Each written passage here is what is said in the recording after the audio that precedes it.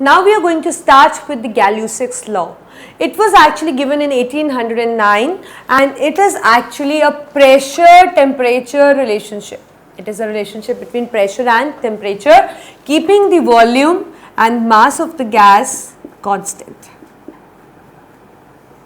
You must have seen that in summers sometime what happens, suddenly your car tires burst. You know that the reason behind that is the Gay-Lussac's law. It can be explained actually on the basis of Gay-Lussac's law. So first we'll do that, then we'll come to the point that why our tires sometimes burst in the summers, right. So what actually the Gay-Lussac's law, he made in certain experiments and just generalized the law. He said that at constant volume for fixed amount of gas, pressure varies directly with temperature. That means that is at constant volume, fixed amount of gas, both the things are constant, pressure varies directly with temperature. That means when you increase the temperature, the pressure gets increased. When you decrease the temperature, the pressure also gets decreased. So mathematically we can write this law actually tries to explain us in this form that P is directly proportional to T. We can remove the proportionality sign, we can put constant K, or we can write P upon T is actually constant. Right, and if you have a gas whose pressure is P1, T1, you change it to P2, T2 and then it's become P2. So we can write them as this form. P1 upon T1 is equal to P2 upon T2.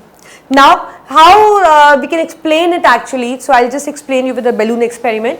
This is what I have, a balloon which is filled with gas. Right, so as you know that the particles are not in rest inside, they are moving, they are actually moving. So when you increase the temperature, suppose I am heating it from outside. So when I am increasing the temperature, these particles are gaining energy. So that means the kinetic energy gets increased. That means they will start moving faster, and when they will move faster, they will hit the balloon more.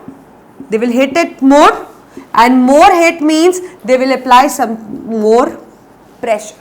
So this is what you can explain, like if you want to explain the logical experiment. See, the air particles, you know that they are definitely not at rest. They are moving with certain speed.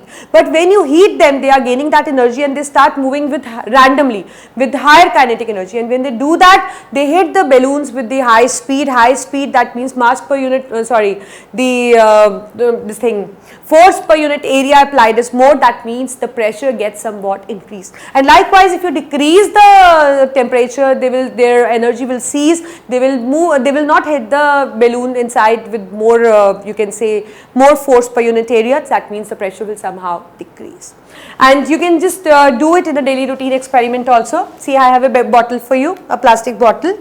Just try to fill it with hot air. Suppose you heat it and the hot air just rises and gets filled with the hot air.